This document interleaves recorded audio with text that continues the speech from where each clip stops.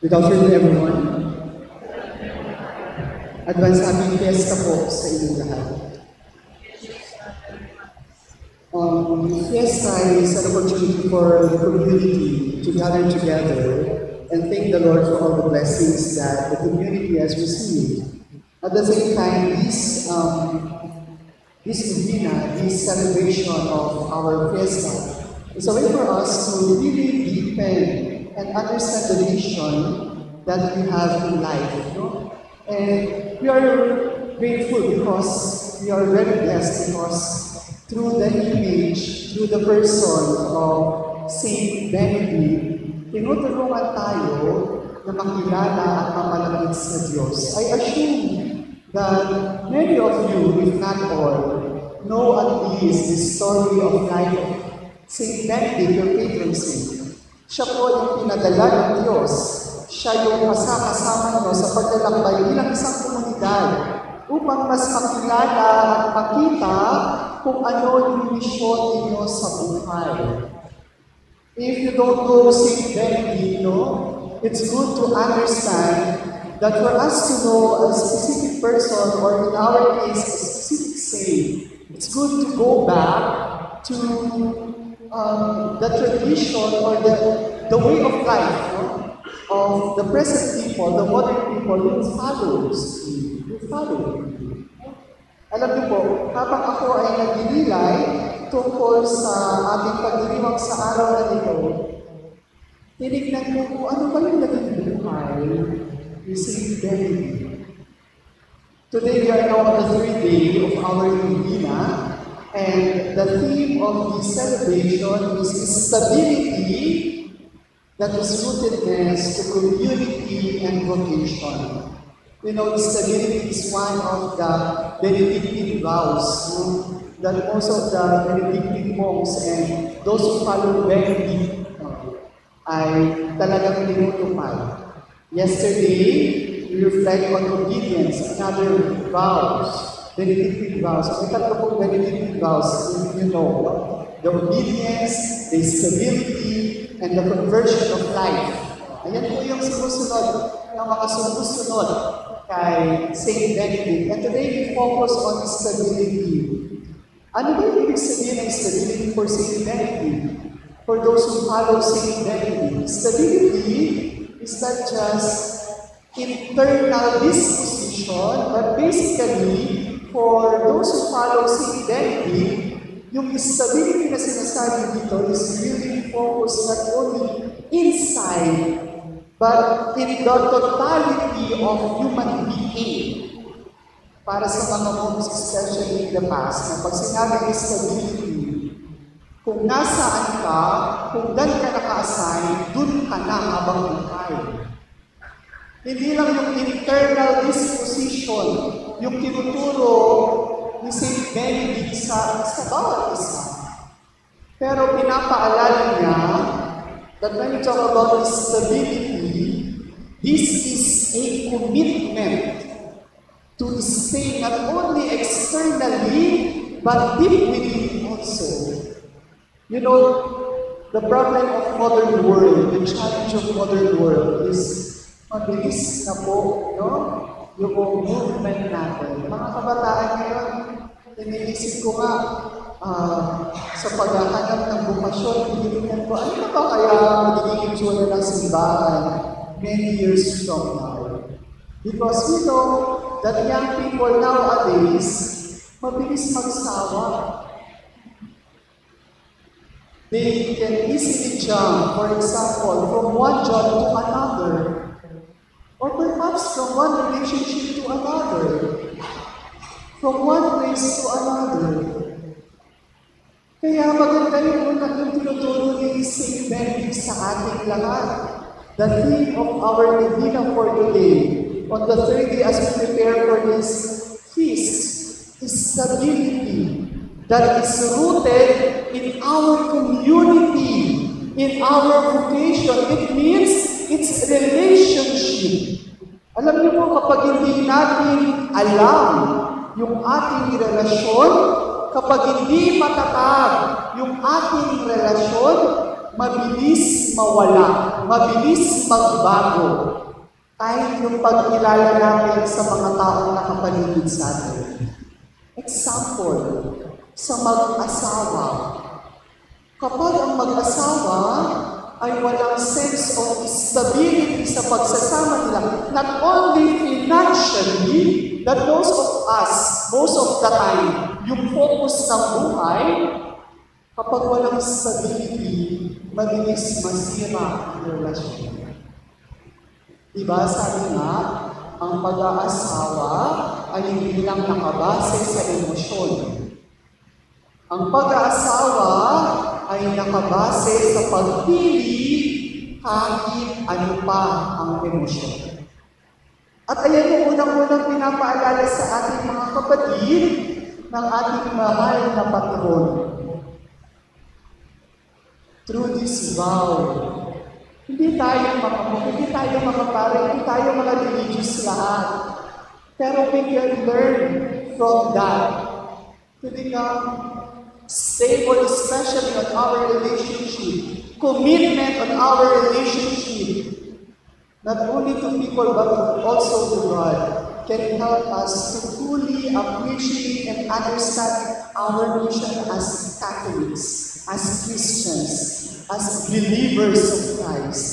Magandang balikan, kayo ngayon, ano na ba yung estado at pag-ibig sa buhay, lalo tingin sa buhay pananampalataya?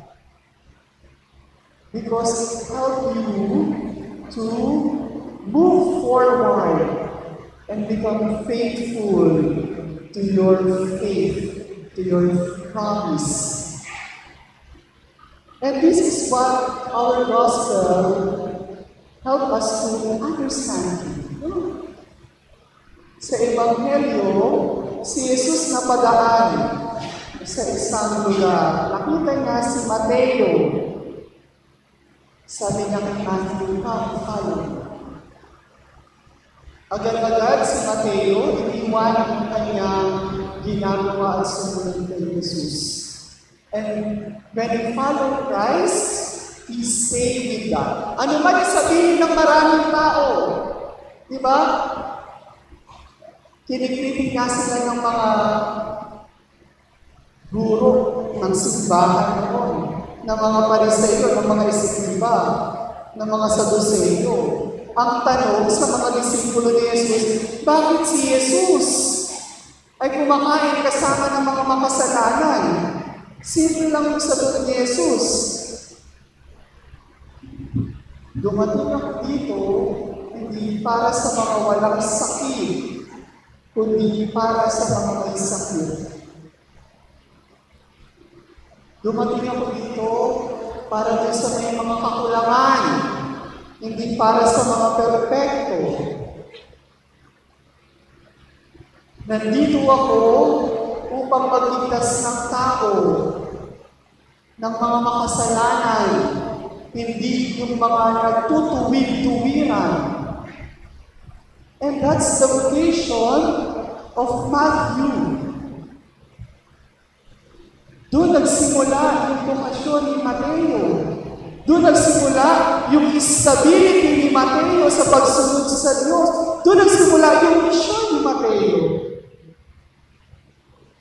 When he allowed Jesus to touch himself, when he allowed Jesus to enter into his home. At ito rin po yung hamon sa ating lahat. Sana, hindi lang si Saint Benedict, but also Matthew in our gospel, become our model of truly following Christ, without hesitation, without buts, without ifs. Alam niyo, madaling sumunod sa Diyos kapag madali ang pinapagawa ng Diyos. Kapag gusto natin ang ginagawa natin sa pagsunod sa Diyos. Pero sa totoo lang, mahirap sumunod sa Diyos kapag yung mga pinapagawa ng Diyos ay mahirap para sa atin at ayaw natin gawin. Sabi ng Diyos, mahalin mo yung kapwa mo. Mahalin mo yung mga tao na nakapaligid sa iyo. Mahalin mo yung kaaway mo. Lord, ang hirap-hirap. Mahalin ang kaaway. Ang hirap-hirap, mahalin at patawarin ng isang kaibigan na minsan kang trinayor sa kabila ng patuloy na pagtitiwala mo na binibigay sa kanya.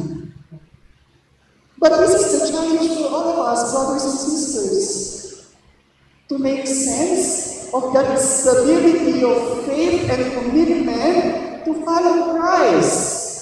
Sa totoo naman, ang kaligtasan ay hindi natin makakamtan kapag sinunod natin yung sarili natin gusto. Because salvation, yung salvation ay tanging ang Diyos lang makakapagbigay. Kaya sa totoo, kapag sinunod mo yung sarili mo, minsan kahit masaya tayo, kung hindi naman tama ito, maganda siguro mag-isip ng mabuti. Not all that makes us happy is good in the eyes of God. Minsan kung ano yung madali, kung ano yung okay na, kung ano yung nakakapagpasaya, okay na yun para sa atin. Hindi natin nakikita, hindi lahat ng nakakapagpasaya pwedeng magbigay ng tunay na kaligtasan at kapayapaan sa puso ng bawat isa.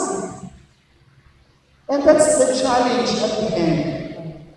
In the world where FOMO and SAPOL are really rampant, yung FOMO, yung fear of missing out.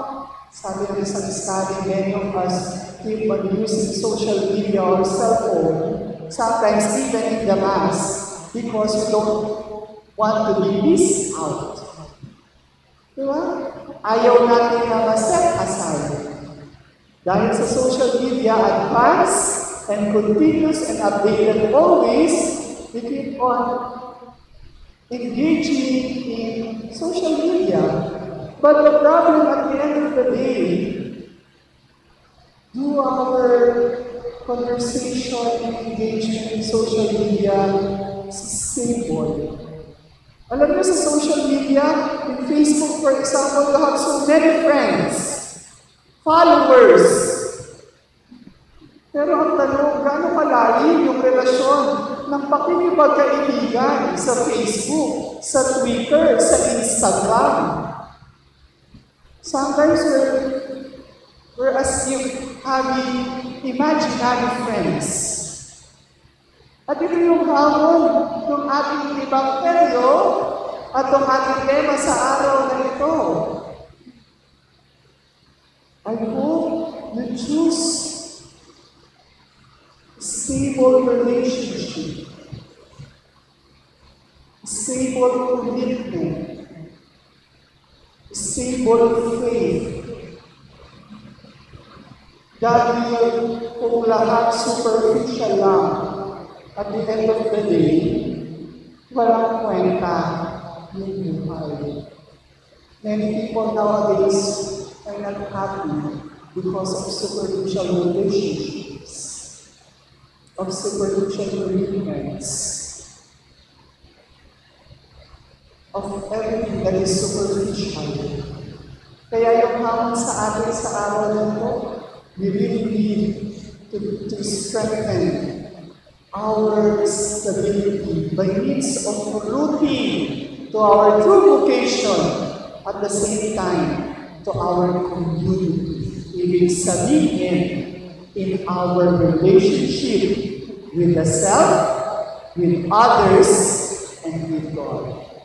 Kapag po sigurado ka sa relasyon mo sa sarili mo, kapag sigurado ka sa relasyon mo sa mga taong nakapaligid sa iyo, kapag totoo ka sa relasyon mo sa Diyos, kahit kailan, hindi ka mawawala. Kahit kailan, hindi ka madadala ng kahit na anong problema o pagsubok sa buhay na kinakaharap. And we can only do that if we know truly our relationship with God. In the past days po, I'm giving and directing retreats sa mga madre sa isang unity house run by the Jesuit sa may Lago Bata, yung Sacred Heart Fellowship. And actually, this is what, ito yung nakikita ng mga ginagabayan, mga tinutulungan na makita ang Diyos. Na mas palalinin yung relasyon sa Kanya, lalo higit sa mga araw-araw na ginagawa. Alam mo ba, kapag manalangin yung relasyon natin sa Diyos, kapag stable tayo sa kagustuhan na sumunod sa Diyos, kahit anong pagsubok, kaya-kaya ng bawat isa sa atin. Kahit anong problema, kaya-kaya ng bawat isa sa atin. Kahit anong challenges, malalakas ng bawat isa sa atin. And I hope, through the help of Saint Trinity, you really receive this peace of stability.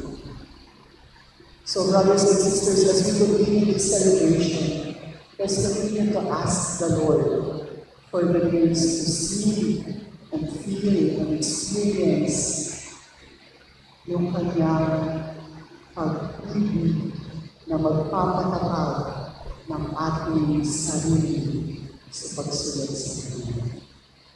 Amen.